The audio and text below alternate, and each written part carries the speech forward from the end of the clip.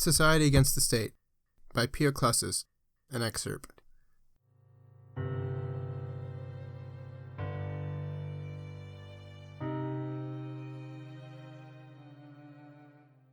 Primitive societies are societies without a state.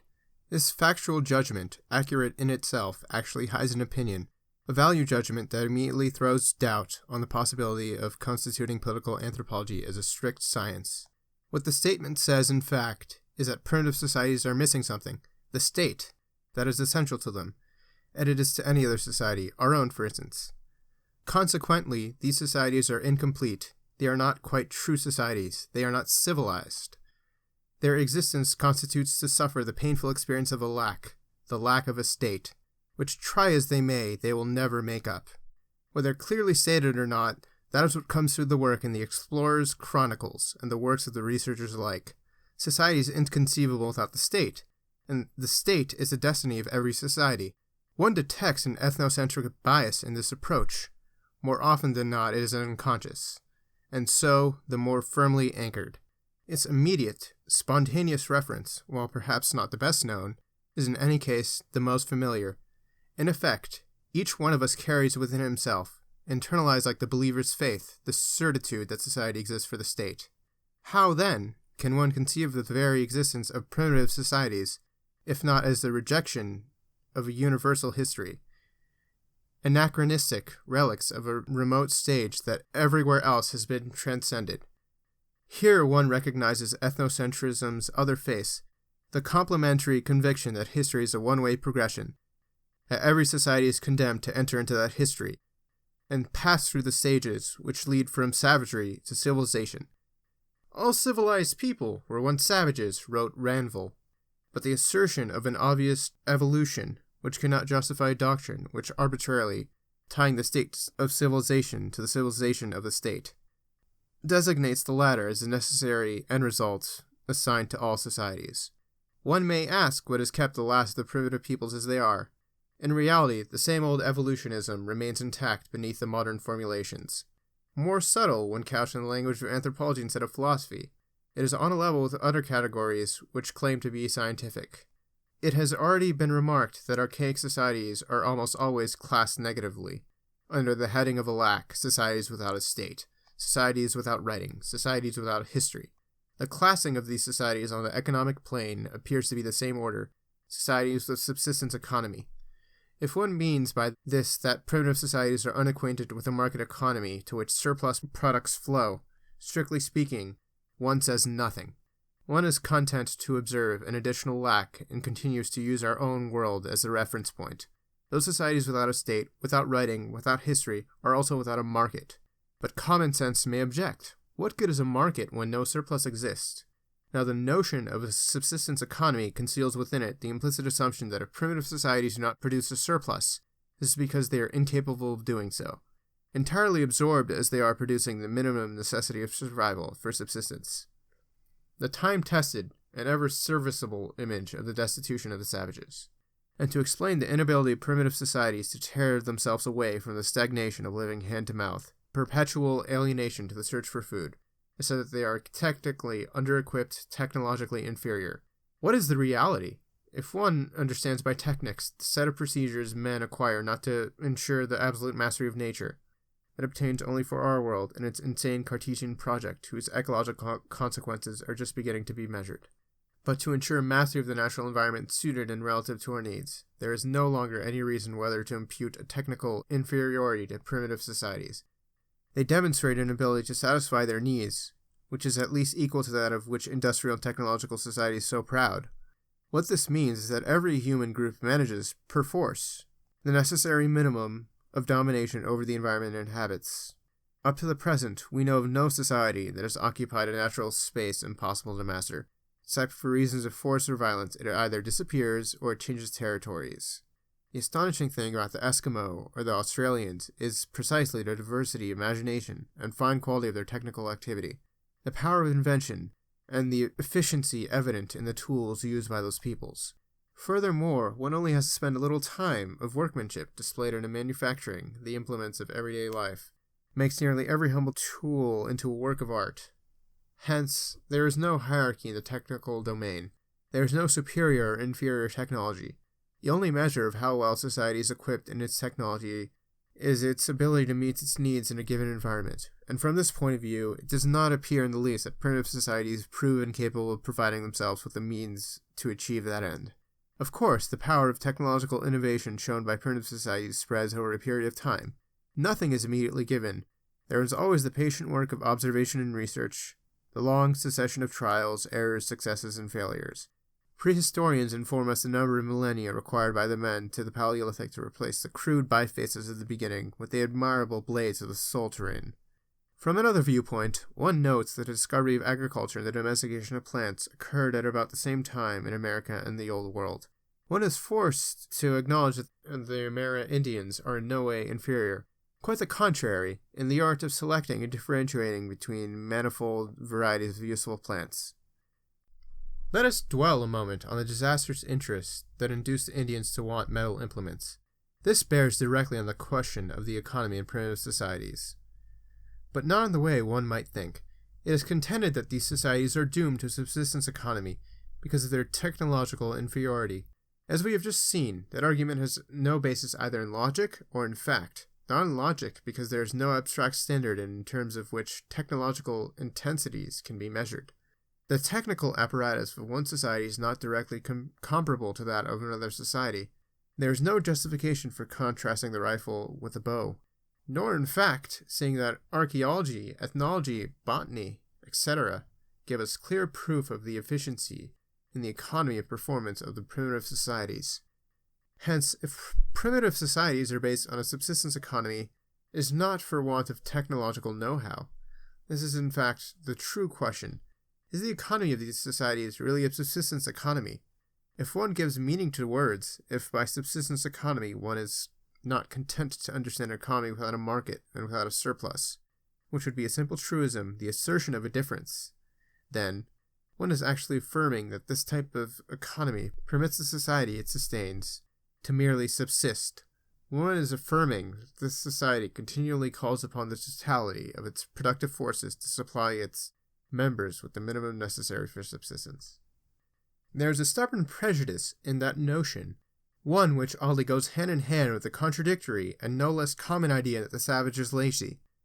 While in our culture's vulgar language, there's a saying, to work like a N-word.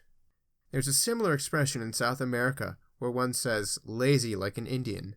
Now one cannot have it both ways. Either man in primitive societies, America and others, lives in a subsistence economy and spends most of his time in the search for food, or else he does not live in a subsistence economy and cannot allow himself prolonged hours of leisure smoking in his hammock. That is what made an unambiguously unfavorable impression on the first European observers of the Indians of Brazil. Great was their disapproval in seeing that those strapping men, glowing with health, preferred to deck themselves out like women with paint and feathers instead of perspiring away in their gardens. Obviously, these people were deliberately ignorant of the fact that one must earn his daily bread by the sweat of his brow. It wouldn't do, and it didn't last. The Indians were soon put to work, and they died of it. As a matter of fact, two axioms seem to have guided the advance of Western civilization from the outset. The first maintains the true societies unfold in the protective shadow of the state. The second states a categorical imperative: man must work. The Indians devoted relatively little time to what is called work, and even so, they did not die of hunger. The chronicles of the period are unanimous in describing the fine appearance of the adults, the good health of the many children, the abundance and the variety of things to eat. Consequently, the subsistence economy, in effect, among the Indian tribes did not by any means imply an anxious, full-time search for food. It follows that a subsistence economy is compatible with the substantial limitation of the time given to productive activities. Take the case of the South American tribes who practiced agriculture, the Tupi-Guarani, for example, whose idleness was such a source of irritation to the Yurank and the Portuguese. The economic life of these Indians was primarily based on agriculture, secondarily on hunting, fishing, and gathering. The same garden plot was used for from 4 to 6 consecutive years, after which it was abandoned, owing either to the depletion of the soil, or more likely to invasion of the cultivated space by a parasitic vegetation that was difficult to eliminate. The biggest part of the work performed by the men consisted of clearing the necessary area by the slash and burn technique using stone axes. This job, accomplished at the end of the rainy season, would keep the men busy for a month or two.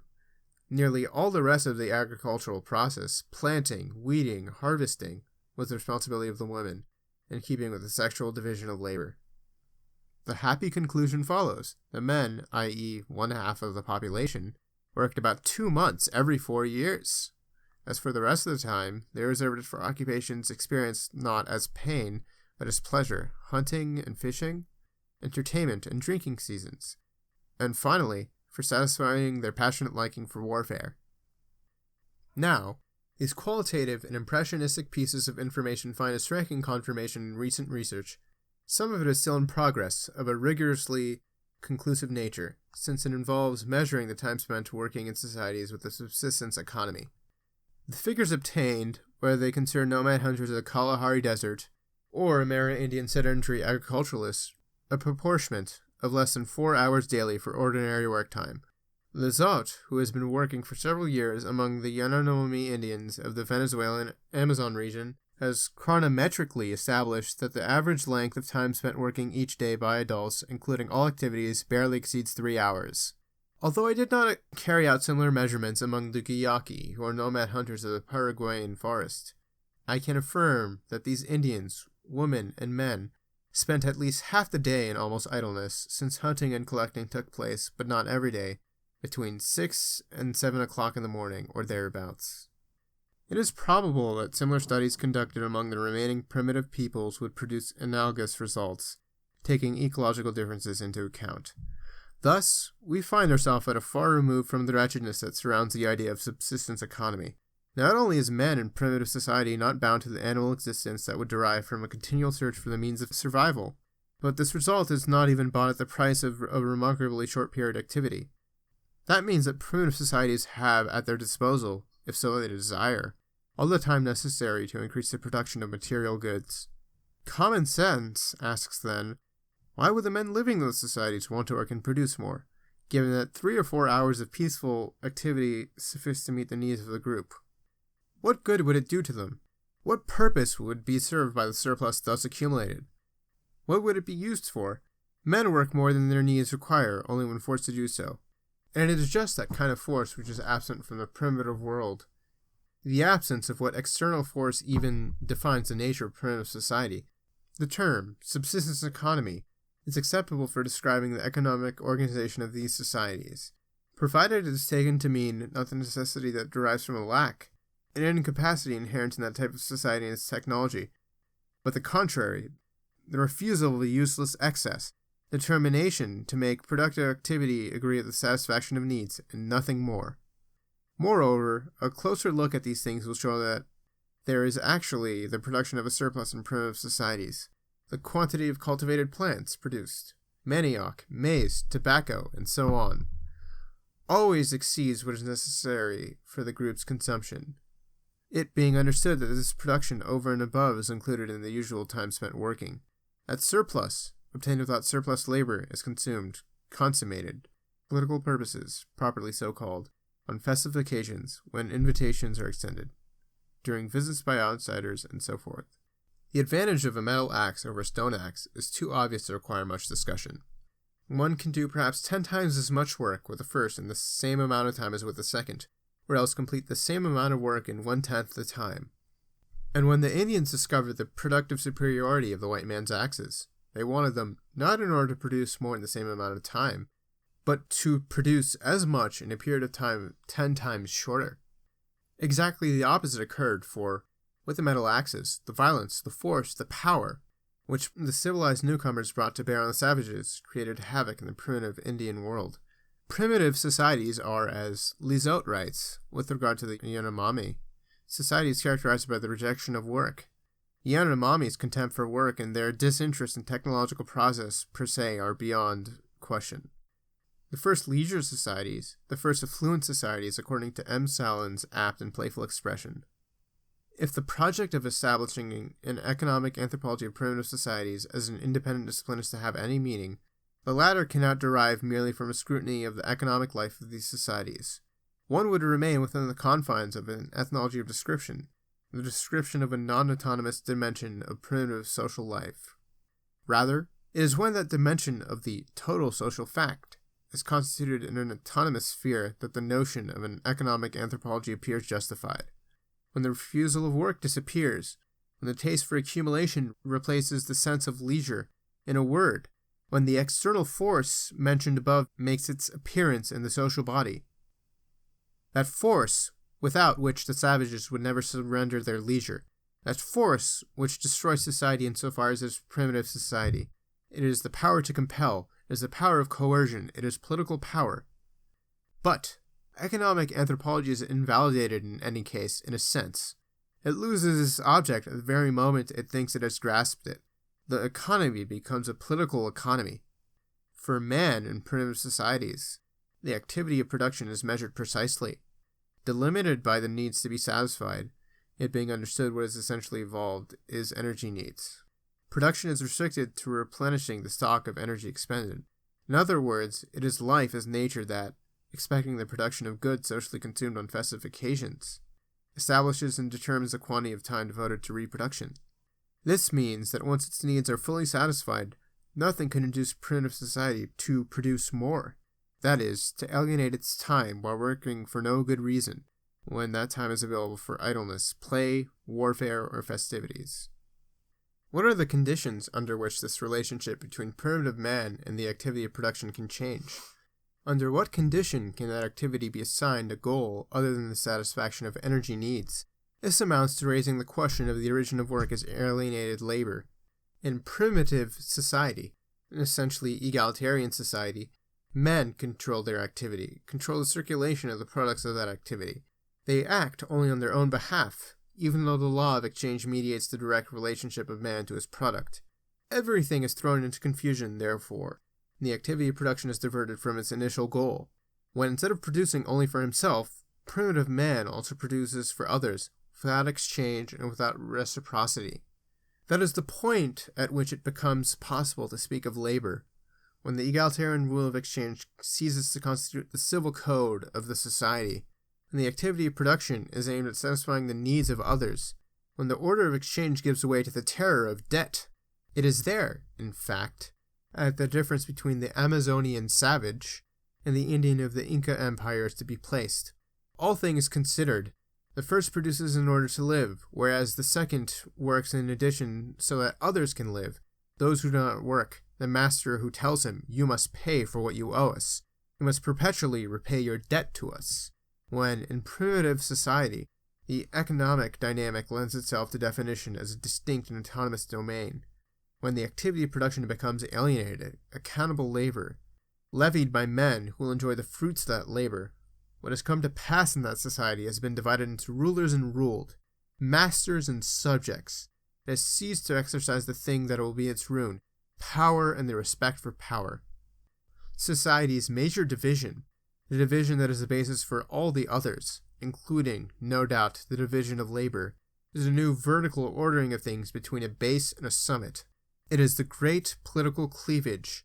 It is the great political cleavage between those who hold the force, be it military or religious, and those subject to that force. The political relation of power precedes and founds the economic relation of exploitation. Alienation is political before it is economic. Power precedes labor. The economic derives from the political. The emergence of the state determines the advent of classes.